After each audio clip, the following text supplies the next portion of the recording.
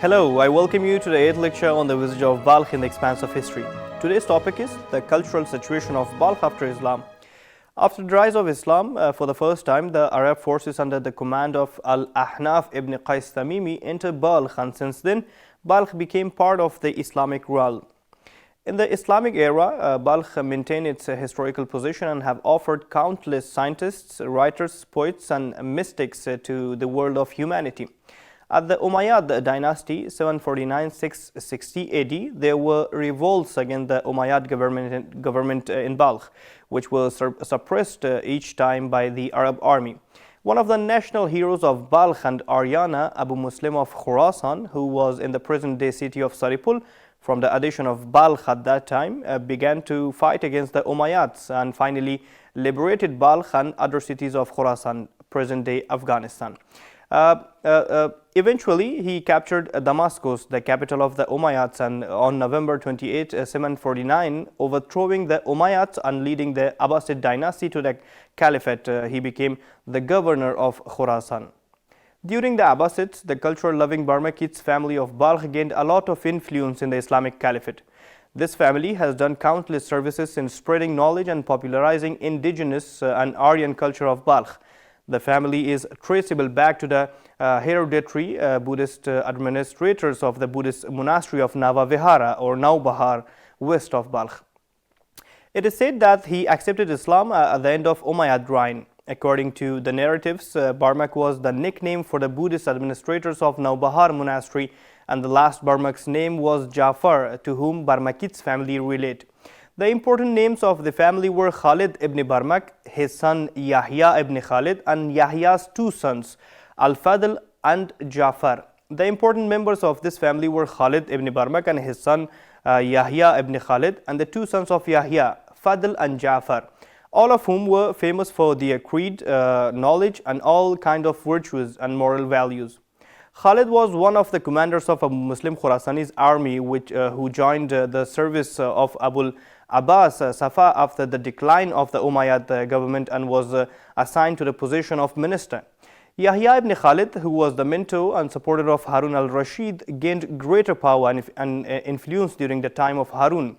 The establishment and greatness of the Abbasid Caliphate from the beginning has been the result of his prudent and thoughtful policy that was of his two sons, Fazl and Jafar.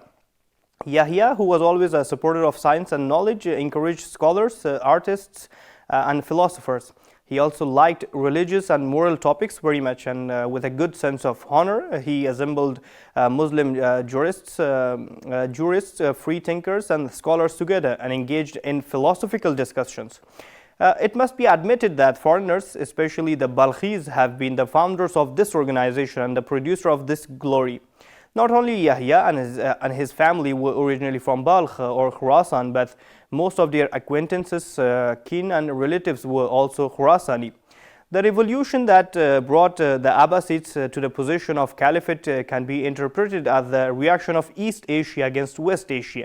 This revolution was created by the people of Khorasan, especially Balkh, and it was the inhabitants of these areas who benefited from it.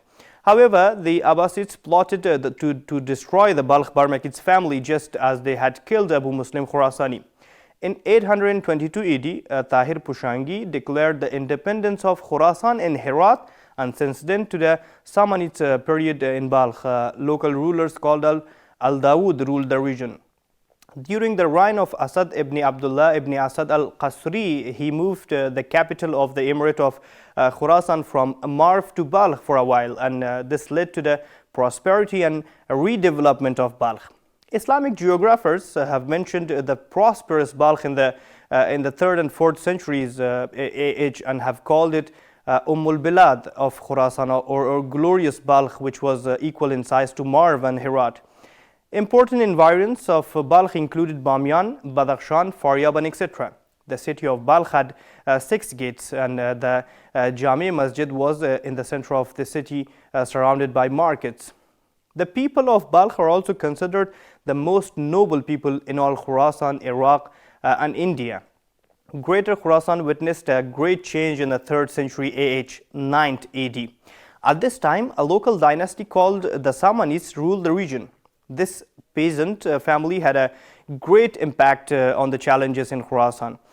The support of the Abbasid Caliphate for the dynasty led them to gain power in Transoxania, and eventually, with the support of the aristocrat, landlords, and the upper classes of Khorasan, established their rule. Samanids, who traced their ancestry to the Saman Khuda, were aristocrat farmers and later landlords. Most of the historical sources locate Saman village in the birthplace of Saman Khuda near Balkh. The first writings that refer to the Samanids introduced them from Balkh. Saman was as a descendant of Bahram Chobin, who played an important role in the history of the later Sassanid Empire. Saman was so impressed with the piety of Asad ibn Abdullah Qasri that he converted to Islam. He later was appointed to govern Balkh. The relatively stable and long rule of this government caused the emergence of a movement called the Scientific Revival Movement of Greater Khorasan, and the achievements of this great renaissance were never repeated. The author of the book, Fazail-e-Balkh, Wise Balkhi, considers the Samanid dynasty as one of the virtuous ruling families of Balkh. The Samanid princes looked at the different nations and religious groups with liberalism and tolerance. In their court, the followers of different religions and sects lived and worked freely. No one faced the hardship of the Ghaznavids and Seljuks during the Samanid period, as this method contributed to the spread of science, literature, and philosophy at that time. Describing the Samanid court, Muqaddisi writes that it is evident that in the court where kings always think of increasing the number of scientists, to what extent men would turn to knowledge. Pulse of the Samanid court was that scientists were not allowed to kiss their lands. Scientists debated in the presence of the king, and sometimes the king would initiate the debate. Famous Balkhi poets and scientists in the Samanid era include Shahid Balkhi, Abu Shakur Balkhi, Daqiqi Balkhi, Rabi'a Balkhi, Ibn Sina Balkhi, known as Avicenna in the West, Unsuri Balkhi, Abu Zaid Balkhi, and others. The Timurid dynasty in the 14th and 15th centuries AD can be considered an important part of the history of Afghanistan and the region due to the existence of kings who were in love with their culture, the cultural figures, and dazzling artistic and cultural prosperity. After Timur's death, his vast kingdom was divided among his survivors. Raised in the environment of science and art, they cultivated art, encouraged and gathered artists in their territory in Transoxiana and Khorasan, and provided the ground for the growth and development of poets, writers, and artists. The kings of this dynasty, in addition to Herat, which was the center of their kingdom, also paid attention to Balkh, which led to the construction of mosques, schools, and shrines. The result of this courtesy, one of the most important shrines of ancient Khorasan and Balkh, Mazar-e-Sharif, namely the shrine attributed to Hazrat Ali, the fourth caliph of Islam, was built in the village of Khaja Khairan, which is located in the east of Balkh. This tomb was discovered by a mullah in the 6th century Anno Hijri.